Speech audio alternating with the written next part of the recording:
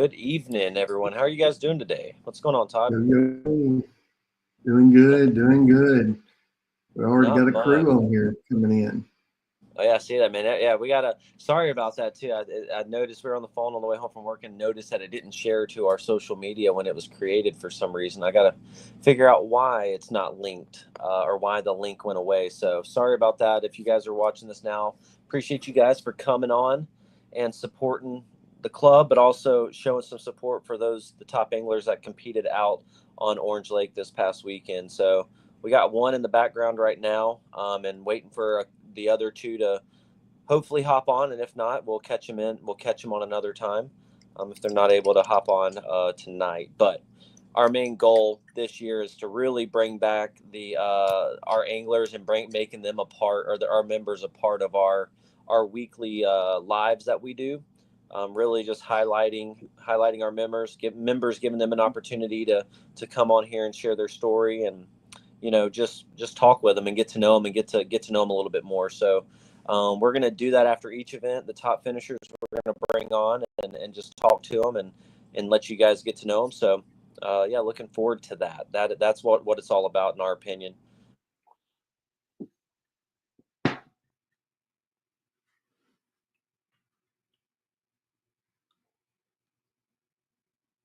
I think Bailey froze up there. We lost him somehow. So, but anyway, as he was saying, we're going to try to do this after each event to bring all the winners on, and so we can find out a little bit more about them. There's a few that are new that we don't know, so we'd like to get to know them a little bit better, and then also find out, what the secret was to their success over the weekend. So I'm not sure what happened to Bailey, but I think his internet may have went out. There he is. He's back. I don't know. Can y'all hear me? Yeah, we can hear you now. I can't hear you guys. So Sean or Todd or Sean someone was trying to call through my my other phone, and I guess it cut all my mic and stuff out. So Todd, I'm gonna back off here, let you kind of run the show for a minute, and I'm gonna try to figure this out real quick. Okay. All right. Sounds good. So we'll go ahead and we'll talk a little bit about our upcoming event that is in December, the second Saturday of December, which will be Clermont. I'll go ahead and pop this up on the screen real quick so we can run through our schedule, what we have left. We have Clermont Chain, December the 14th. In January, it's going to be Fellsmere, Stick Marsh, Headwaters on January the 11th. February the 8th is Rodman. February 22nd is going to be Lake Harris. March 8th is Lake Panisofsky. April 12th is Lake Garcia. April 26th is our makeup of Blue Cypress. And then May the 17th through the 18th is our championship. I know that we're still looking at, I know Sean's put out the boat ramps and stuff for Clermont so that y'all can go ahead and start pre-fishing if you want to. I think currently there is one of the boat ramps that we have on our list that is currently closed, but we're hoping that it will be open by the time the tournament is around. If not, Sean will let us know and give us any alternatives that we can launch from at that. So, and on the Clermont Chain, we will be going back to our standard time, which is launch at 6:30, lines in at 7, and lines out at 3. So I guess Bailey's having a really tough time getting back on here. So hopefully he'll be able to get back on here shortly.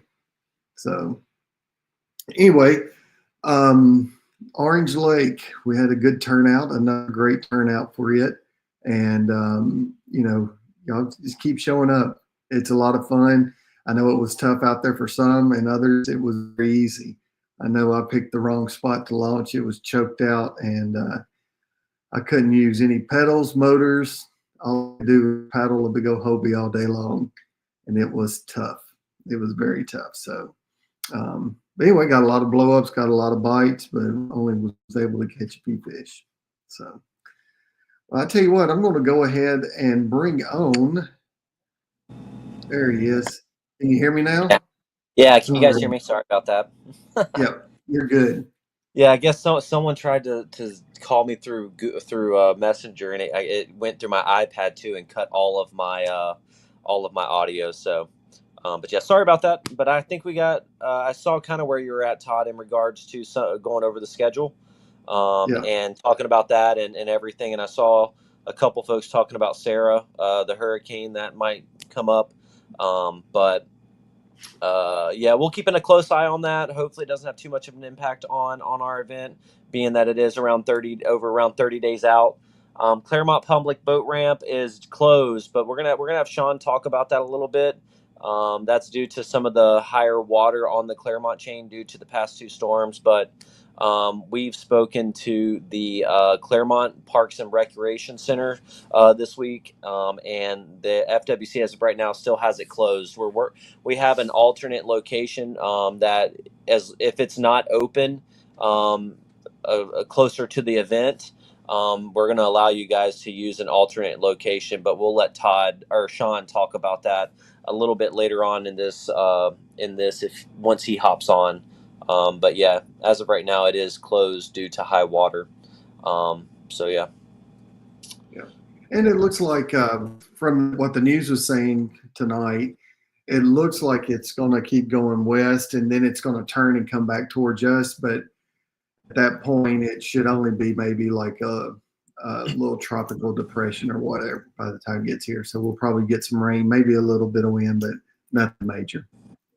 Yeah, and Kaylin, you asked if FWC is advises the Claremont Parks and Recreation Center on when boat ramps should be open and closed due to high water and safety, and minimizing the traffic that's on the Claremont chain, boat traffic that's on the Claremont chain due to the high water. From what we received, a lot of boats go in there and they run up and down the shoreline. I guess there's a lot of water that has been pushed into people's yards, and with wake boats and jet skis and stuff, they're trying to minimize the impact of boat traffic on those lakes where water is still high. So that's why they have limited the boat ramps. There is a hand launch park right up the road from the Claremont Public Boat Ramp, that could potentially is a location that could potentially be used, if we get clarification. So yes, um, we got Sean on here now. He'll talk momentarily about that, but Can you guys hear me fine? yeah, we got you. Yes, we can hear you. So, but yeah, we'll let you, Sean. We'll let you go ahead and talk a little bit. We had Kaylin on here was asking about the Claremont boat ramp and the FWC deciding if the ramps are closed. I just explained to them what we talked about and the conversations we had. So, but yeah. Yeah. So specifically on the ramps, I published the overlay. Right now, Clermont Public Boat Ramp is about a foot high. We'll say just under a foot high. I know they're waiting on it to drop that 1 foot before they open it back up. Really, probably it's all going to be depending on that storm that's about to hopefully not blow over Florida. But if that location's a no-go, I have a follow-on location that will open up. We'll talk it closer to the event, but it'll probably be a Victory Point, but it'll only be hand launch only. But that's not going to be a call that's going to be made until the week of the event. So got to give Clermont. I talked to Clermont Parks and Recs 2-3 days ago, and I talked to the director. They're going to give me a call back specifically whenever they decide to open that ramp back up, if it's prior to the event. But we'll keep you guys informed. It's all natural boundaries. There's 4 launches right now. Well, 3 until Clermont opens back up. But there will be 4, 2 on the river, 1 at Mineola, and 1 up at Arnold Brothers.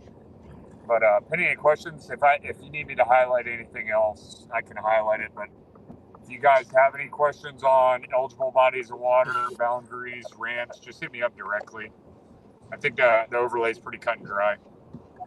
Yeah. If you guys, thanks, Sean, for hopping on there. I know you're driving, so I appreciate you hopping on and explaining that a little bit further. Again, all boundaries and ramp related questions are directed towards Sean. He has the final say. We go through it and we make sure it's all even and fair and safe across the board. Last thing we want to do is open up another ramp that's hand launch only and have people trying to go there with a trailer and launch, and we get in trouble and not able to host an event there due to it, for people not paying attention to the rules or regulations. That's why we're only allowing the ramps that are posted on the FWC. So, all right. Thanks, Sean. What we're going to do now is we're going to turn it over to introduce. It looks like here in the background, we got our top 3 anglers. It looks like they made it on here safe and sound. So we're going to be able to, we're going to pull these guys up on the main screen here. We're going to go through and give them a chance to introduce themselves, talk a little bit about, how or why they joined the FKBT, so their experiences so far, and then get into Orange Lake a little bit. So Todd, I'll just turn it over to you. I'll bring them here on stage, and then I'll let you kind of talk to them and ask them a couple questions. All right, welcome, gentlemen. Glad to have you on the show tonight. And again, congratulations on your finish.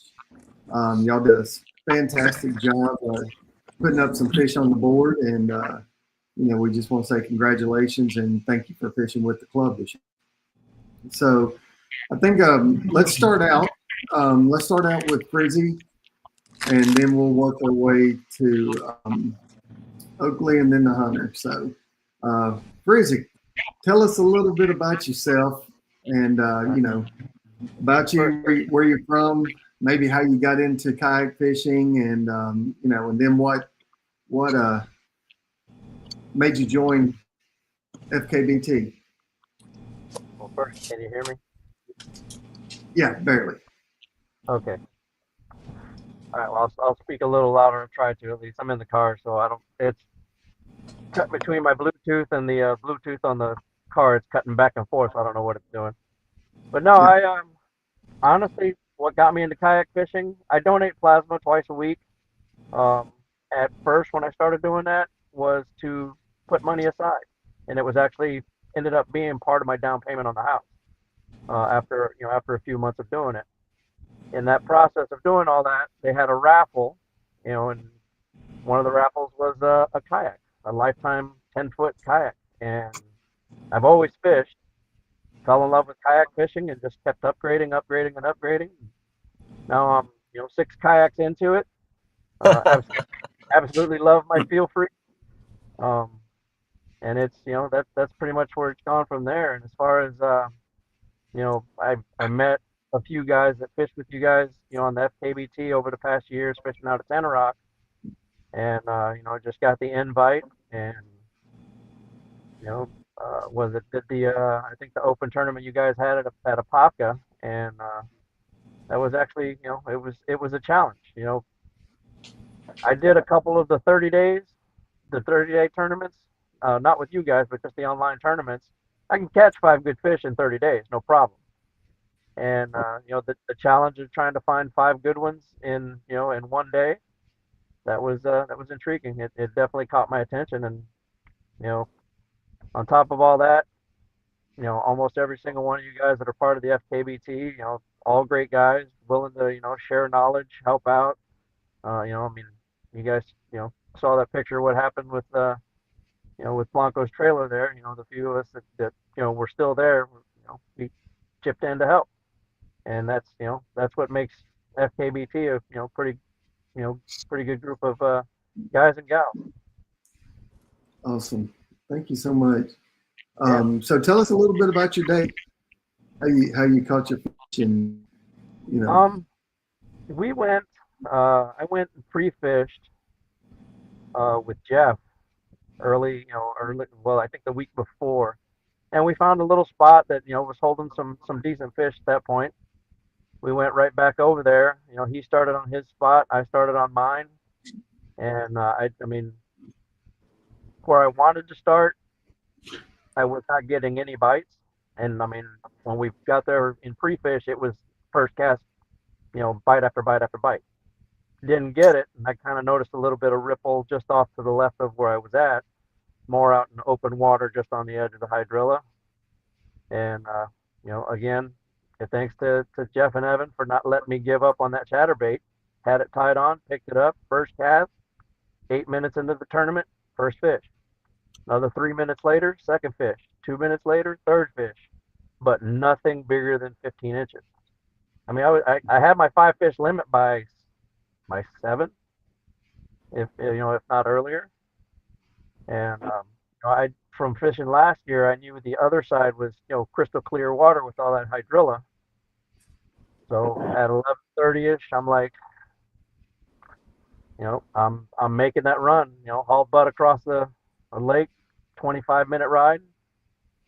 Found a couple of sticks within 4 casts, 2 upgrades, and then of course the storm rolled in. Luckily, where I was at didn't get any of the rain, but definitely got the wind, and it just shut the bite down. I think I got one more half-inch upgrade, after that, and they always say it always comes down to one fish. Well, there was one fish I had on the hook, just couldn't get it to the boat, and it was a doozy.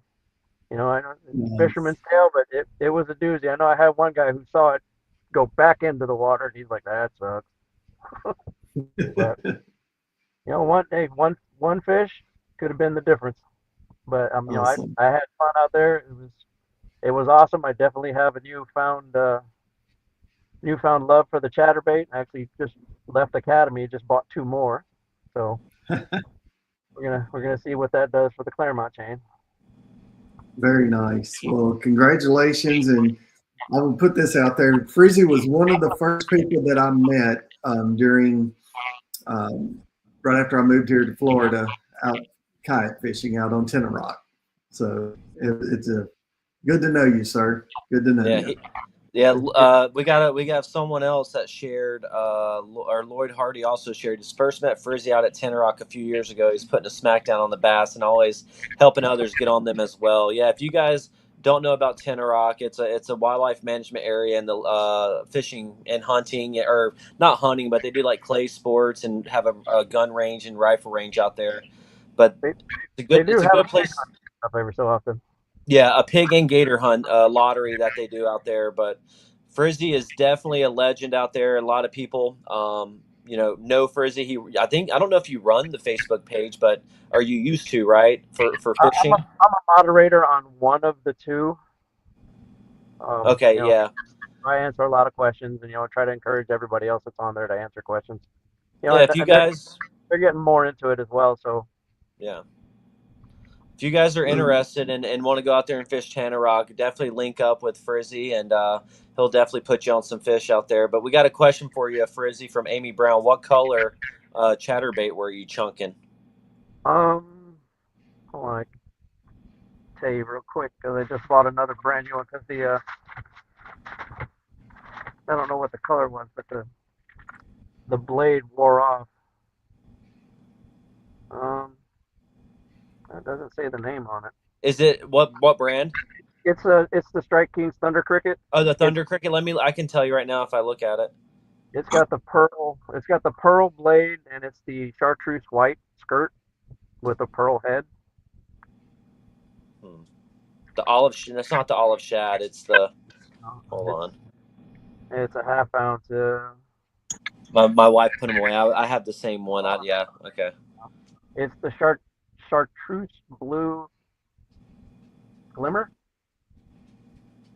Is that what it Blue says? I don't have Glimmer. my chartreuse blue glimmer is what it's called. Okay. Very Yeah, nice. that's a phenomenal.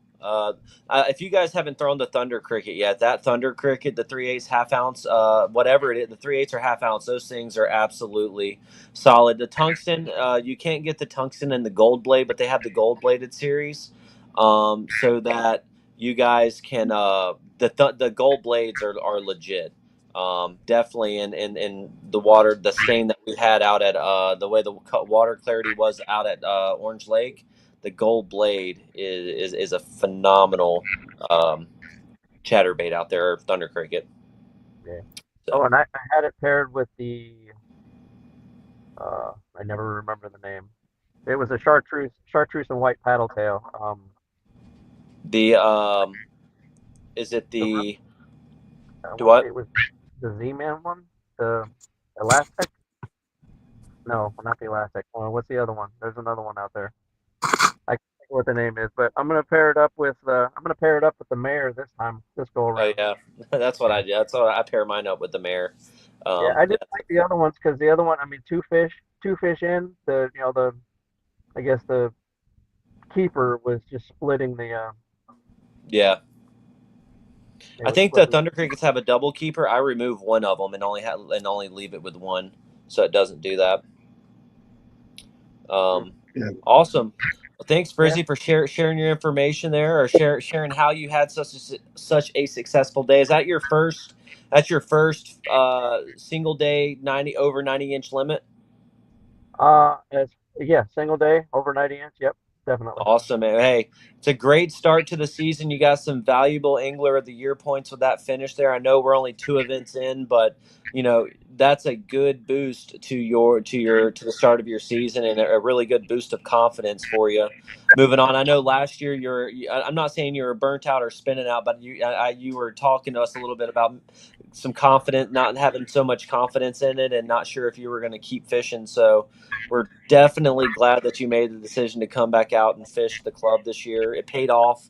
A lot of hard work goes into it. I know you're out there putting in a lot of long hours on the water. So awesome job. I'm glad that it's paid off for you and you were able to cash a check, but more importantly, finish up in the top three and have a solid start to your season.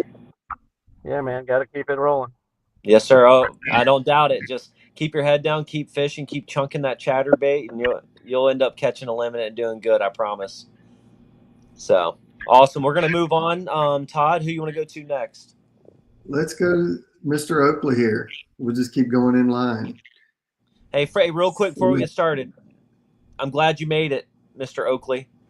Yeah. The the internet didn't win this one, did it? No. All Figured right. this one. Good, man. Well, awesome. Glad having you on here, Todd. I'll turn it over to you. Yeah, so basically the same thing. Tell us a little bit about yourself, where you're from, and how you got started in kayak fishing and all that good stuff. I always love fishing on the boat, kayak. I always love it. Kayak, I always did kayaking. I just didn't do the tournaments as kayak. And then Ryan introduced me to you guys. And last year, I think I did like 2 or 3 of them. And then this year, I'm back. So hopefully, I'll do them all this season. Oh, we have a little feedback, so I may mute a few of you just to see if we can control a little bit of that. That's all right.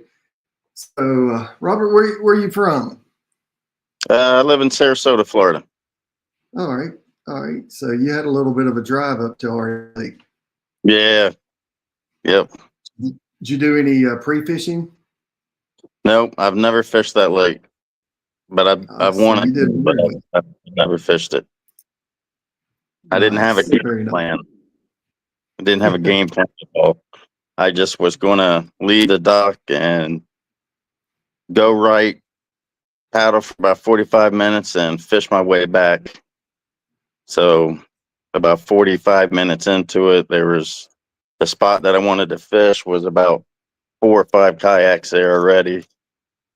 So I paddled for another about 10 minutes and I was away from the shoreline. So I started headed to the shoreline and it was so dark, but I seen these pads and I heard something in the pads. So I just stopped right there and then I started with some top water through a buzz bait. I didn't get no hits on nothing and I grabbed a chatterbait and the first throw right on the edge of the pads.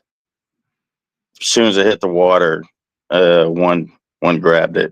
It was probably, I think that one was the 20-incher. So I kept on fishing, and the next one was about 12 and a half. Then probably another 10 minutes later, I started working it, and that's when I got the 21-incher. And probably about 30 minutes later, I got one. That one was the 20-inch. And then I went like 3 hours without even getting a bite. So I headed up shore. I got a 14 and a half, I think it was. And then I didn't get another bite. And then I started headed in. And I think 30 minutes to go, I finally called out the 12.5 with a 14.5. And then 5 minutes later, I think we had like 8 minutes to go. I got a 16, I think it was around 16 inches, like 8 minutes left. Very nice. Very nice. So what'd you catch them all on? Was it all on the chatterbait or? All of them were on the chatterbait except for the last two. Those were on speedworm. Speedworm. And if you want to share, you don't have to, but so what was your lucky color for the day? The chatterbait was the jackhammer. It was a white one. And what did I have on the trailer? The trailer was like a 3-inch Z-Man. I just forgot the name of it. It was white, but it had some blue in it. The speedworm was like a June bug color with a blue tip on it. Good old trusty June bug, for sure. Yep. It's almost, you can't go wrong with that in Florida, right? Right. But I like the That's one with the blue tip on them. So how did That's you awesome. find out about FKBT? I found out through Ryan. Ryan's one of your members. Yeah, Okay. Ryan Dills. Excellent. Ryan Dills. He's the one that he came from North Carolina, if I'm not mistaken, right? Or he Yeah, moved down from I'm North up there. Carolina. Yeah. Yeah. I play softball with him, and so he introduced me to it. Nice. Very nice. Well, we're glad to have you, and again, congratulations. Thank you. And especially on a lake that you've never fished before. That's always fun to stumble upon them. That's what gets you hooked on it, right? You don't think you have a game plan, and then you go up to a spot and go, man, it looks good, and there's like 4 boats on there, and you just paddle another 15, 20 minutes, and then you stumble upon something that you probably would have never stumbled upon if that wasn't the case. So it all kind of works in mysterious and great and just great ways, and great fortune essentially. So that's awesome. Yep. So. Yep. Staying patient and being flexible, I think, is probably one of the most important things I think it is for anglers, especially when it comes to kayaks. Is kayak bass angling, from what I've learned, is you can have a game plan, right? But that game plan is not going to work. For like with Frizzy, he went to a starting spot, right, and it didn't pan out like it did in pre-fishing, and all he had to do was make a slight adjustment, 20, 30 yards offshore or offline from where he was currently planning on fishing, starts catching fish. Right, for you, same thing. You notice listening around you in your surroundings and just hearing those bait fish popping underneath the pads, right? Just Yep. in a boat or anywhere else, you're not going to be able to hear that because it's not in your range, right? So in a kayak, you're lower to the ground or lower to the water. You can see the ripple in the underneath the pad or next to the pad or the grass. You can hear those things. And yeah, we take a lot of that for granted, and just paying attention to those subtle things that are happening on the water could be the key to having a good day or running over fish and not catching anything. So that's cool though to hear that Frizzy and both of you guys had a plan and or didn't have a plan but had an area in which you wanted to fish and you had to make some adjustments. I also know that's probably going to be the same thing for Hunter here in a minute whenever he goes in and talks about what happened to him and his game plan. Right. So the top three that we brought on today are 3 anglers, that have never finished in the top 3 before in an FKBT event, and one of them it's his first event fishing with us, and he took home the W, right, and cashed a big check. So yeah, that's awesome. And again, I do want to shout out to Ryan Dills and everybody out there that has been like an ambassador for just kayak bass fishing, but and this club as well, right? Because without you guys talking and sharing our club's name out there, you know we don't advertise, right? It's all word of mouth and from you guys, so we truly do appreciate that. And you guys taking time out of your busy lives and schedules to come in and fish these events just means the world to us, and we truly appreciate it. So but yeah, no, thanks Robert, thanks Frizzy, both of you guys. I met Robert and Ryan last year on the St. John's, was it?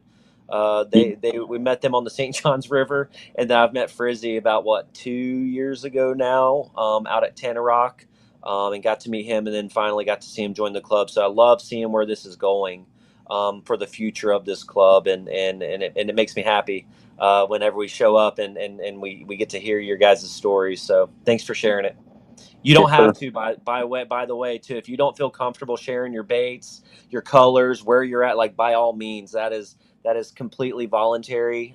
That's some people want to keep it quiet, and that's fine. We'll respect that. So by all means, you know, chatterbaits and speedworms. That's pretty much it. If you look at everybody's kayak, you're going to see a chatterbait and a speedworm on there. Ryan Oakley might have gave away secretly a gem, if you guys were paying close enough attention. So hopefully you weren't, because one of those baits that Ryan uses often is a staple in Florida bass fishing, and the color is good. So, but yeah, thank you guys for sharing that information, and I'm sure our members appreciate it as well too. So.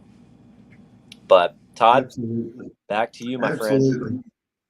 Thank you so much. And next up, at our first place, the big W here, Hunter Taylor. Hunter, welcome on board, and tell us a little bit about yourself. So I'm from Orlando.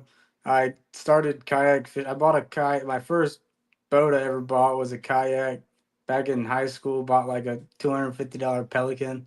Would dump that thing off the side of the road wherever I could get in.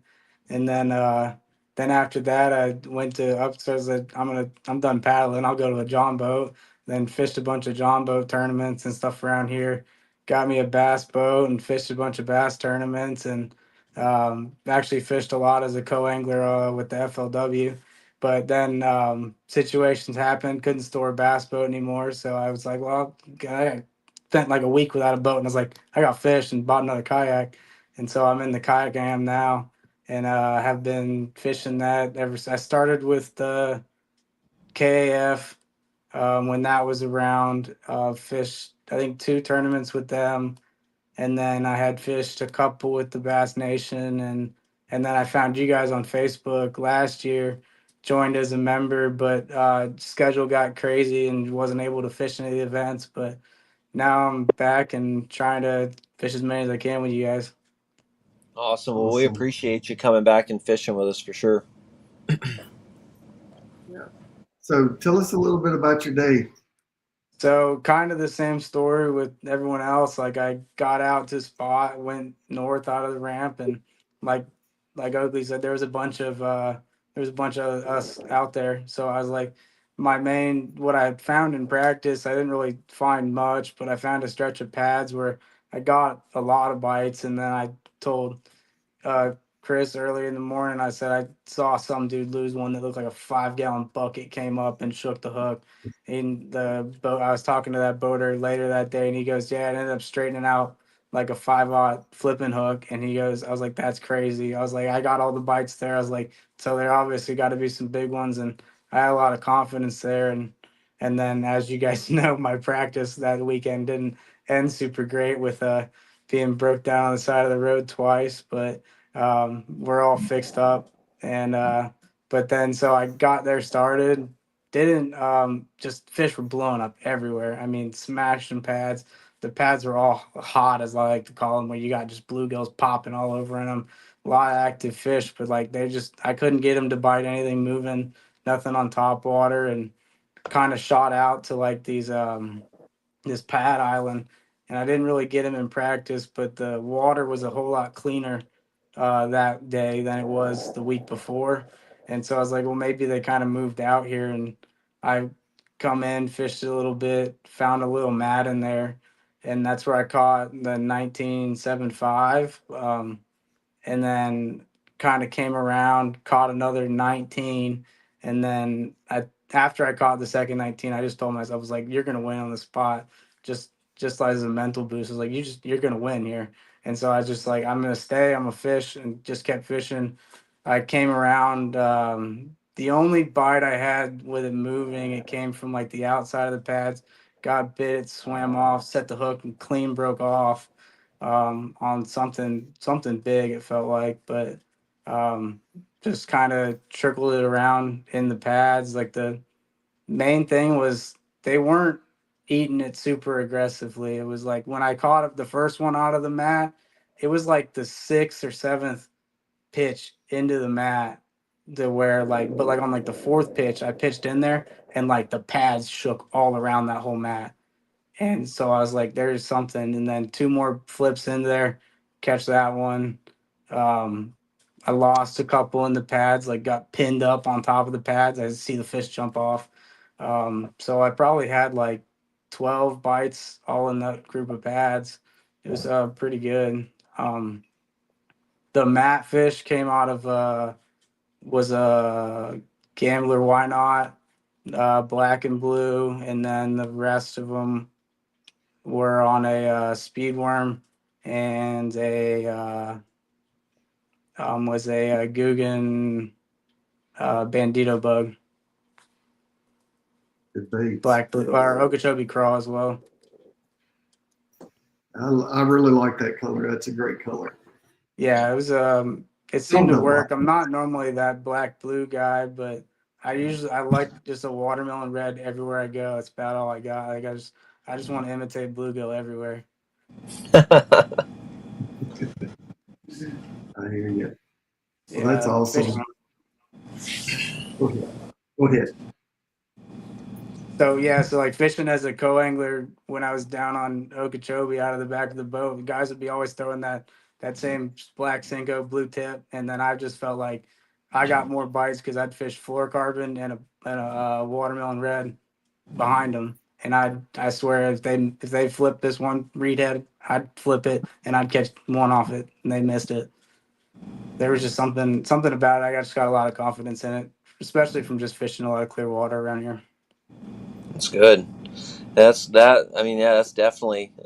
Those are definitely good, solid colors, and you've got a lot of practice with this. I mean, that definitely paid off, and being consistent and flipping into those. I hate flipping. All my buddies know it. You can ask Sean.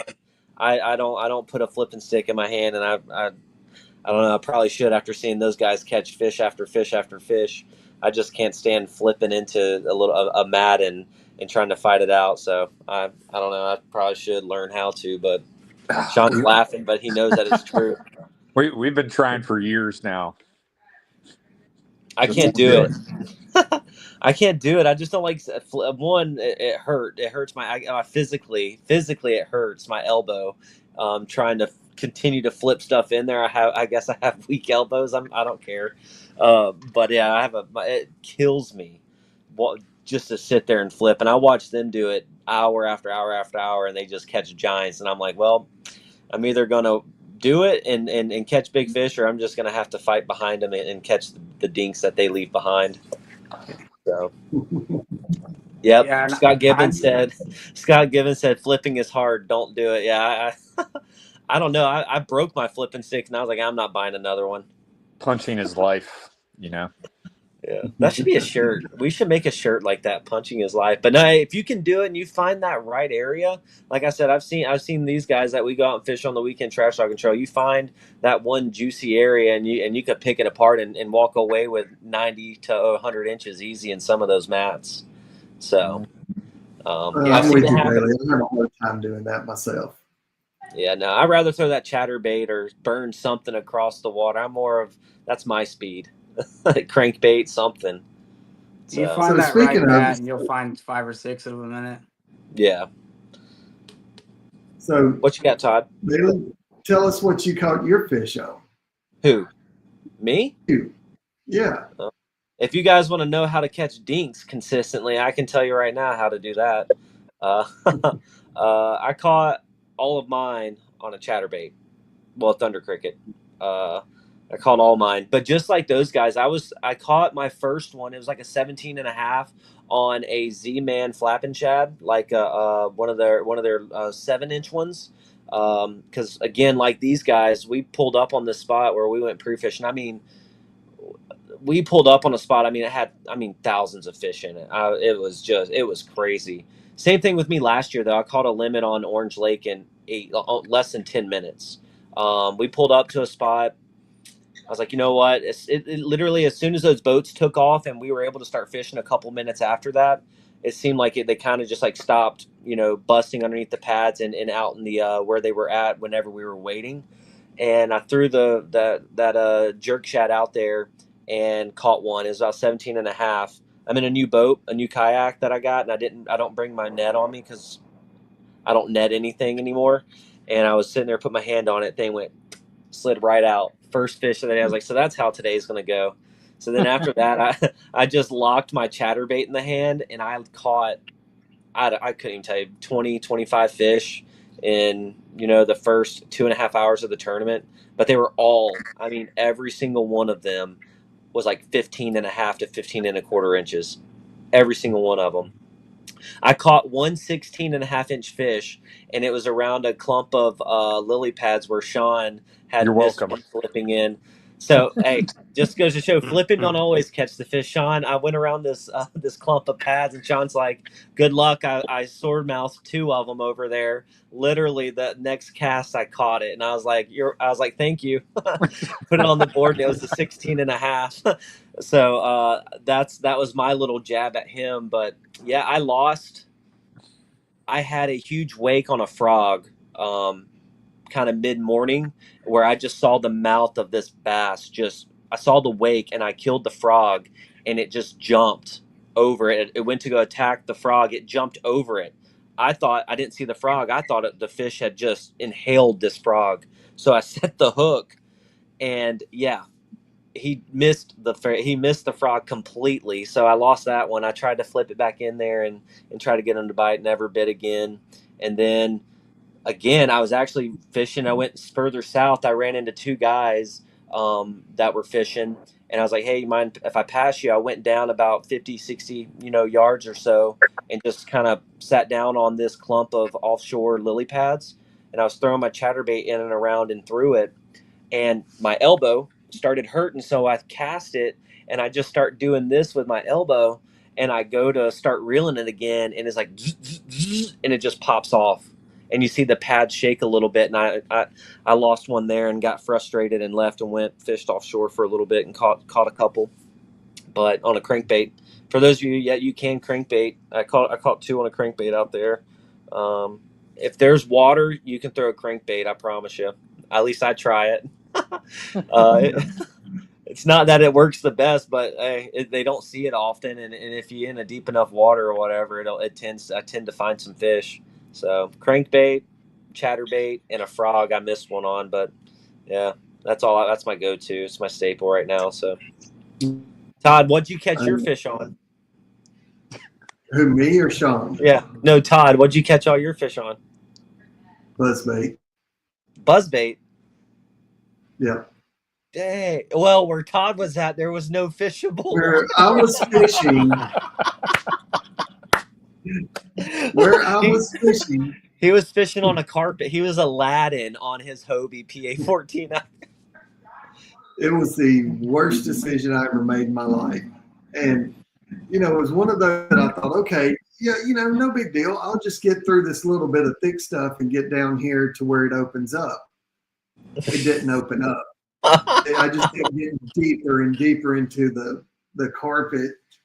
And so finally I'm like, well, I'm too invested in here. So I said, the only thing I can throw is something on top, because or either that or you had to punch it, right? And I'm like you, I'm not much of a puncher. So I just threw, anything that would skim across the top. And I had a bunch of big blow-ups, but they were just hitting it. They wasn't taking it. I literally had one come out and hit it, and it just come way up out of the water, and I was like, holy cow, I couldn't believe how big this fish was, right?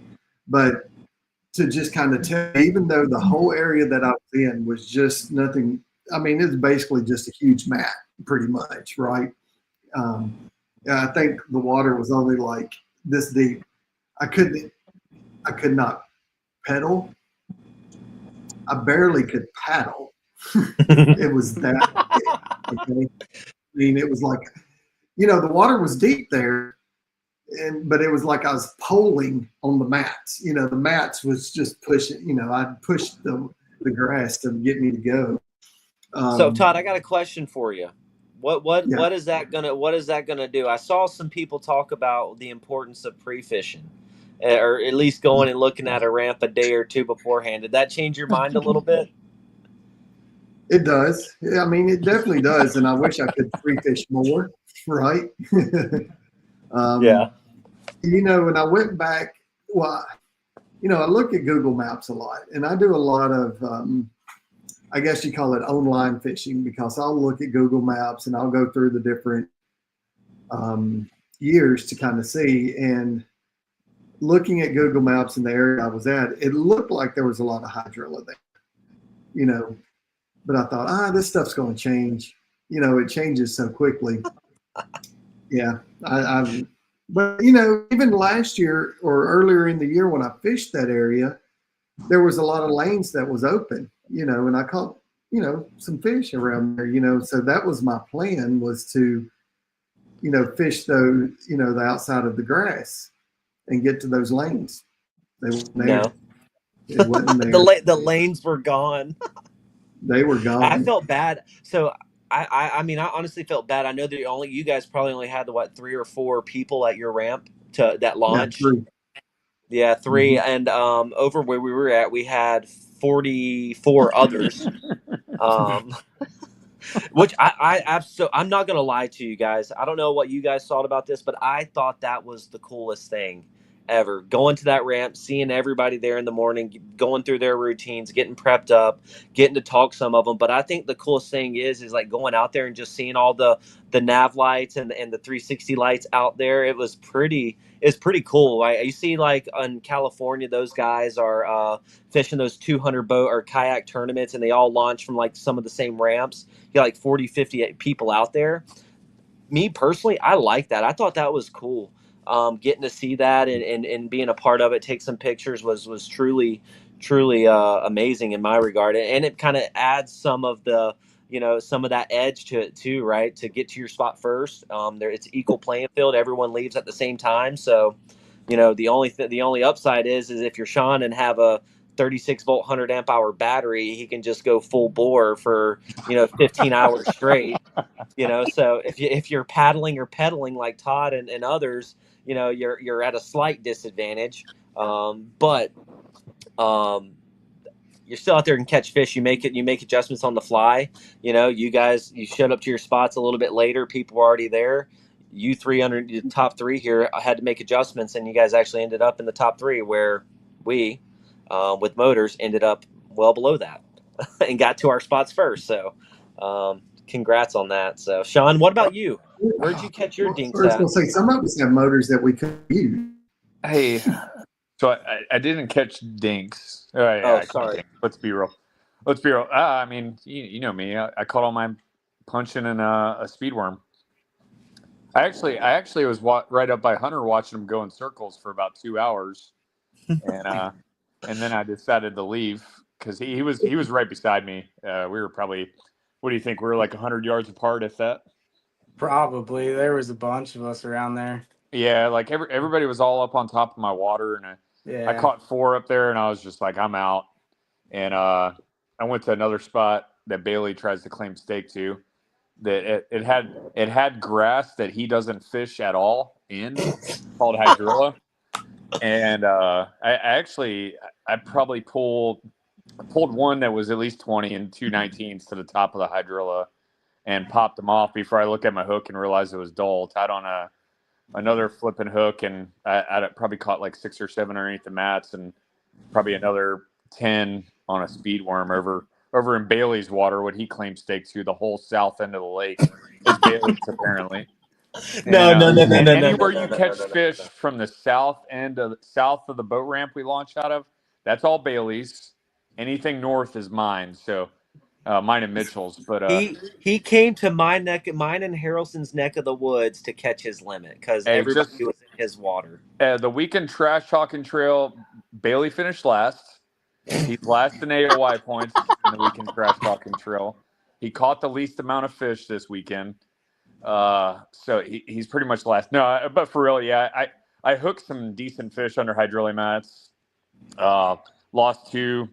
That would have gave me probably 60 inches, But that's my fault. I caught a ton on a speed worm and ton punching and probably 28-inch pickerel underneath a hydrilla mat, which felt like a 5-pounder. I watched Harrison. What weight Okay. is effective? I'm a 2-ounce guy almost all the time.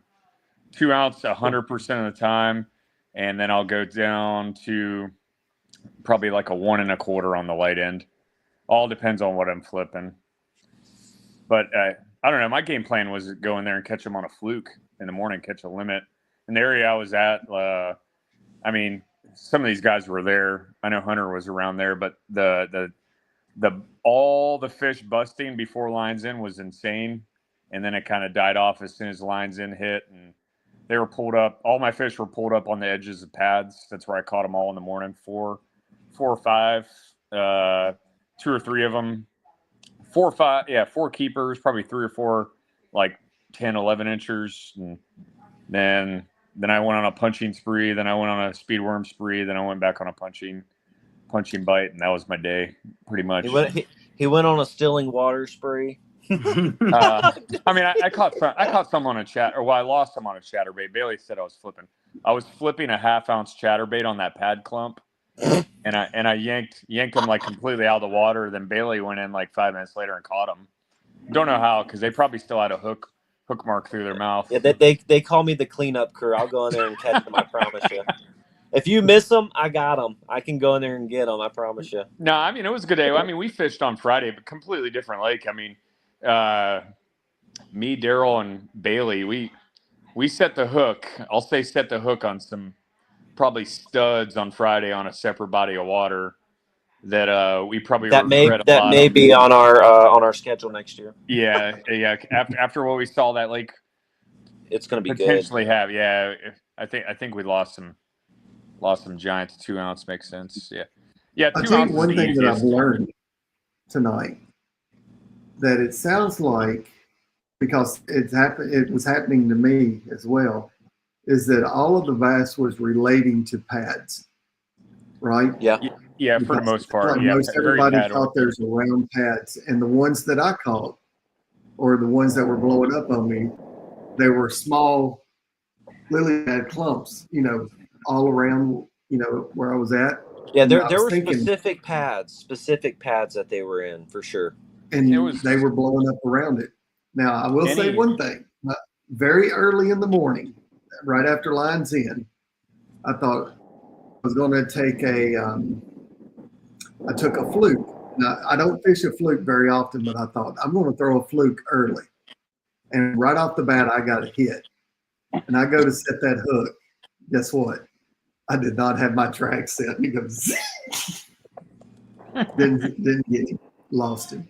So, and from there, it was downhill the rest of the day. I agree with Daryl. We definitely should have been offshore with live scope. I didn't even turn my live scope on at all the whole day. Yeah, but I didn't even. Yeah, he didn't have enough. Todd didn't have enough water to put his live scope hole in. You could have slid it underneath the hydrilla mat and put it in perspective mode. Hey, I pulled up my transducer so that I could get more of a glide, because even it was just down enough that it was catching on all the grass and making it harder for me to pole through that stuff. No, all the pads, they were really oriented on the points of the pads, and any blow throughs, they were right on the edges or right on the front side, the wind blown side. There was never any on the wind broke side, really, is what I caught. But yep, exactly. Mine were all right out of the middle of it. Right in the middle? Right. Every time I hit a root, there was a fish there. Huh. Oh, wow. Everyone right in the middle. And I'm fishing 17-pound fluorocarbon like an idiot. But, You live dangerously. Hey, yeah. It worked. High risk, high reward, right? I didn't see any of the fish until they were in the net, because they were slapped up against a mat or slapped up against a pad, and I just scooped them. That's crazy, man. That's great. Well, I'm glad you got your vehicle fixed, so hopefully you can make it out to a couple more of the events. Yeah, we're good now. It was a freak accident. Yeah, well, I'm glad that got fixed. Sorry that I wasn't able to stop on the side of the road and help, but I was already too far past. before I realized. So, but Bailey made up for it by helping Chris fix his tire on his trailer. yeah. Speaking Well, of that was Blanco had a question for earlier in the show. He said, your. what lake should I go to if I don't want to get skunked on the Clermont Chain? It's a I secret. can say one word in a category, and it would give away a lake. But I'm going to tell you any of the lakes on the Clermont Chain you can catch fish. I promise you that. It is most water that I fish. There are certain areas of the chain that have clear water. The darker the water, the better. Just look for the So, mango Most hobie fish with are a guy with gray hair. Maybe a boonie cap with some fans in it. fans on it. I I'm heard just he saying. catches. I heard he catches 23s out of the Clermont Chain. So I've seen pictures My, of them. my Both of them. We PB caught came out two of of the them. Clermont Chain. Huh? You know, I said my PB came out of the Clermont Chain. yeah, there you go. There's My there's the tournament. man to follow. Yeah. My tournament PB came out of Clermont at 22.5 for like a live tournament came out of Clermont. So yeah, I mean, all the lakes got them. I mean, they're in there. I don't know how it's going to fish with the water being up as high as it potentially is, but I mean, there's good fish all over the Clermont Chain. We were there 2 years ago, Sean, and Yeah. when the MLF, the Big Bass Bash was there. Mhm. So It was the MLF Team Series, I think. oh, the team series. Yeah, you're right. Yeah. So yeah, there's big fish, and when I went out there, I caught, I don't know, 40 fish during the actual tournament. They're all, I caught a couple of decent ones early on in the morning. In the afternoon, I came across a big school offshore and found some. Yeah, no boats out since the hurricane. Yeah, so hey, hopefully the fish out there aren't getting too much pressure. So we'll see. Go out there and pre-fish, find a lake, stick to it. There's a bunch of them out there just that connect. Go find you a lake, break it down in sections, and just go out there and find you a little spot and milk it for all it's worth. I can tell you that they're not always hunkered up on shore out there or on the bank. So get away from some of that and go explore a little bit, and I think you'll find some fish. So there's some bridges there. There's canals. There's everything. There are that lake can reward you, and it can humble you. I love it because it is a hard fishery. You never know who's going to walk away with the win there. I think Daryl Harrelson walked away with the win on there last year, and I forgot what I think I got second or third there. Yeah. I did well. So Well, I here's love one it. of the things about it is what that chain offers is a little bit to anybody's style of fishing. So if you like fishing with the crankbait, you can fish a crankbait in there. If you like dragging a worm, you can drag a worm. If you like the thunder cricket chatterbait, you can do that. I mean, topwater, whatever you want to throw, you can throw it on that body of water. Chapo is pretty good out there.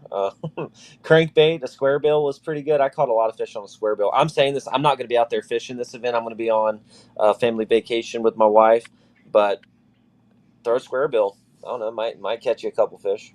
Bailey has a fish tip sale going on right now, so I'm not telling you what lake it is. You have to find that, but a square bill would be pretty good. You selling waypoints yet? I mean, I got a whole Garmin GPS unit if whoever wants it. Just kidding. But no, it's fun, man. Y'all go out there. The Clermont Chain is a ton of fun. It's a challenge, but you're definitely going to have to put in some work out there, and it's not one of those lakes. You can show up the day of the tournament and go out there and get lucky, but I at least highly encourage you guys to get out there at least one weekend, one Saturday, and really pick a spot and try to figure them out there because the water is up from those last two storms. So I don't know and if it's that's got them moving. and it's moving. So that could be a key. That could be a key. Well, it's going to go into your planning too, depending on where you go. If you have a motor, or if you're pedaling or paddling, just remember, like if you're in that river, the river is going to be moving, so it's going to take some effort either on yourself or your battery to get you back to the ramp if you go downstream. And that's another big part I like about the Clermont Chain. One, there's limited access to the lakes, right? but you also got to plan. You got to say, hey, this is where I want to plan on fishing. This is how long it's going to take me to get there. Motor. You got to think about all of these things as a tournament angler that really goes into being efficient on the water and being able to make it back to the award ceremony on time so that you can check in, right? So all of these things other than just fishing are going to come into that game planning. You burn your motor out and you're on the wrong side of the current trying to fight your way back. I can tell you right now from experience on the St. Johns River, you will have to call for a tow because I I have burned I have burned a 100 amp hour battery. I can't tell you how many times, and had to ask for a tow to get back. And that's if other anglers haven't done so themselves, right? So just be smart, be mindful, plan accordingly. If you're a paddler or a peddler, make sure hey, maybe in the morning time pedal against the current, so when you're on your way back, you got the current pushing you to the ramp so that it's less stress and less time and energy that you're spending getting back after 8 hours on the water or 7 hours, whatever it is. Also, on the safety factor, be sure to have a secondary backup, whether it's a paddle, pedals, so Battery. if you're in a motor and your battery runs down, you have another way to get to safety. Yeah. But hey guys, thank you, Hunter, Robert, and Frizzy. You guys have been awesome hopping on here tonight. Hopefully we didn't take up too much of your time here. We thoroughly do enjoy you guys coming on. I'm glad to see some new faces up at the top of the leaderboard. You guys have I know for Hunter, you automatically qualified for the FKBT the championship this year, as long as you go ahead and meet that minimum requirement of events fished, right? So that's kind of a weight off of your shoulder there, right? So that 4 events, you got 3 more to go. You didn't fish the first event, did you? No, I didn't. Yep. So you got 3 more events to More. fish. And then if for Angler of the Year, it's your best 6. So if you're not tracking that for Angler of the Year, it's going to be your best 6 events towards AOY. So you guys all started out strong, and hopefully you guys are able to continue that. So we're crowning a new Angler of the Year this year.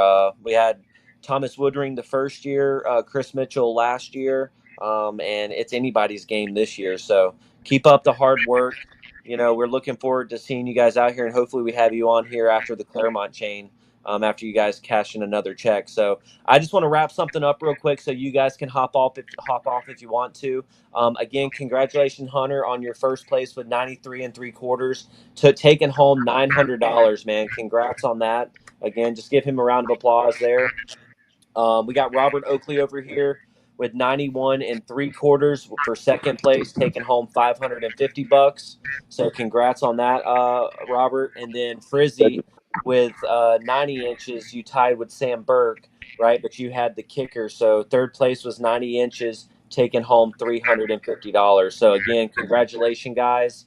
Not only for the top finishes, but also earning those valuable Angler of the Year points. That's definitely going to be helpful for you guys moving further into the season. So again, congratulations there. The money, and I know Hunter and I believe someone else has cashed their checks. The checks are ready for you guys to go out there and cash. Again, someone that I forgot to reach out to too is Big Bass, Doug Wilson. He had one big bass with a 23.5 inch a 23.5 incher out on Lake Lochloosa was where that fish was caught. So that ties our FKBT Lunker of the Year. So Lunker of the Year, the tiebreaker goes to the fish that was caught first. So that still goes to our Lake Toho. I'm not sure who that was actually. I'll post all that information on our trail, but I believe the pot is at $455 now, which is good. 2 events in, we're already almost at almost at $500. So Yes. So I was going to answer Jeff's question. I think we're going to do what we did 2 years ago. Todd, we went to B-dubs, right? 2 years ago. I can tell you where it's at. We were at the boat ramp, whatever that. No. We did Buffalo Wild Wings. That was not. That wasn't. That must have been with the KAF. No, it was. I thought we went to B-dubs for Clermont. No, I'll get the address. I'll We're post the gonna go to address. Evan's front yard. Evan No, Picasso's Harrelson front says yes. yard. I'm telling you, we went to B-dubs for Clermont. I wasn't there for it. I had a holiday party, so I don't know. I don't remember. Well, maybe I didn't go to it, but I remember. Yeah, Harrelson agrees with me. I gave Harrelson his check. Harrelson would remember because he took home first place. Yeah, he bought me dinner with his winnings. Nah. Huh. No, So yeah, we'll post the address. I think we're going to do B-dubs again for this one. Yeah, because we reserved the back room for them. I remember setting it up, and we had their ball, not ballroom, but we had their big party room at the back of the restaurant. Maybe I didn't go. Yeah, so I think that's the plan. Let us work that out and make sure it's still feasible. But if not, we'll probably go to one of the ramps like normal. But I think we'll probably do B-dubs like we did last time. Yeah, the big thing is though, guys, something that really helps us out is if you guys sign up in advance so that we know kind of pre-plan how many folks that we have, so that when we reach out to these businesses that are going to host our award ceremonies, that we can give them somewhat of an accurate number of how many people we're going to have, so that we're not we have enough places for people to sit, and they can have staffing that can support our the people that are coming. So if we have 40, 50 people show up, which we would love, we just got to let them know ahead of time. And that's typically, that Monday leading up to the tournament. So again, a lot of our anglers wait until the week of to sign up, primarily the Thursday or Friday before the event. So please, for the Clermont Chain, can you guys try your best, or at least notify me, hey, I plan on fishing it, so we can get a quick tally of you guys, so we can report that to B-dubs. So, but yeah, thanks, man. Is registration up yet, baby? Registration is live. Yes, if you guys go to the Florida or go to the Fishing Chaos dashboard for the club, I was actually looking at that. The Clermont Chain is registration is open on the Clermont Chain. So guys, get signed up for that. We'll drop the award ceremony location, the address in that dashboard on Fishing Chaos, as well as posting it on our official page to let you guys know. Any updates for the Clermont Chain are going to be posted and sent out through the Fishing Chaos platform, as well as all of our social media platforms. Any updates to the ramp that we get from FWC, so on and so forth, all that will be disseminated as quickly as possible, so you guys can prepare for that event. Okay. Again, this last event we had 47 anglers out there. We had around 50, but we had two or three anglers that had to back out. So we would have hit that 50 angler mark again, but we've had really good turnouts these last two events, and we couldn't be more thankful of you guys for showing up and participating. We're sitting at 72 members in the club, and 47 and 50 anglers coming out and participating. That's a very good percentage of members participating in each event, which we love to see. So thank you guys for supporting the club, getting out there and fishing, and we're looking forward to seeing you guys out on the Clermont Chain come December 14th, right? It's December 14th. Yeah. So any questions for us? Again, Hunter, Robert, and Frizzy, thank you guys so much for coming on and spending your Thursday night with us. I know there's some Thursday night football on, so we don't want to keep this going too much longer, so you guys can get off and watch some football and drive home safely. I see that you're still in the car, Frizzy. So I'd love to allow you to get home and spend time with your family. So thank you guys for hopping on. I'm going to remove you guys from the stage, and you guys can hop off. So thank you guys. Thank you, guys. We'll see you at Clermont. Good work, gents. Yep. Thank See you, ya. guys. Why is it not? All right. Thank you guys for hopping on. Again, thank you guys for tuning in and watching us tonight. Our plan again throughout the remainder of the year is to really just bring on our members, highlighting them and all the great things that they're doing. FKBT and even other organizations around the state of Florida. We'd love to bring you guys on. We're going to bring Chris Mitchell on at some point between now and Clermont Chain. And I also want to bring on Granger. He's one of the guys in our club that makes custom baits. I love to bring him on so he can do some showcasing some of his product here on this platform and get you guys and get some of those baits in your guys' hands too. So, if you guys want to add something, want to bring something, want to join us on a Thursday night, please reach out to myself, Todd, or Sean, and we'd love to have you on, talk to you a little bit, get to know you, share your story, and that just highlight the great things that you guys are doing. But yeah, other than that, I don't have anything else that I'd like to add. Just enjoyed getting to talk to those three guys and get to share our stories a little bit about Orange Lake. So, Sean, you got anything else you'd like to add? Good to go. Oh, 2 people already signed up for Clermont. Yep. I mean, So, yeah, I'm done. we got nice. So we got 2 folks signed up already. Todd, anything you want to add as far as Orange Lake recap or Clermont? No, I'm just looking forward to Clermont. I really like Clermont Chain. I know a lot of people don't like it, but I like it because you can fish a lot of different styles, styles that I like to fish. So Well, I'm good. looking forward to it. I'm hoping you pull this one out, Todd, and get you another dub underneath your belt. You need one. It's been a I just year. want to catch a limit. I just need a limit. Oh, you'll get it. You got the sauce out there, so you'll do good. You go out there and fish it often enough, so I think you'll find a limit. Todd will be on them. Yeah. So I'm not going to be at this one, unfortunately. Where I like to fish, I hate it. I hate that I can't come back out there and do a three-peat. Sorry.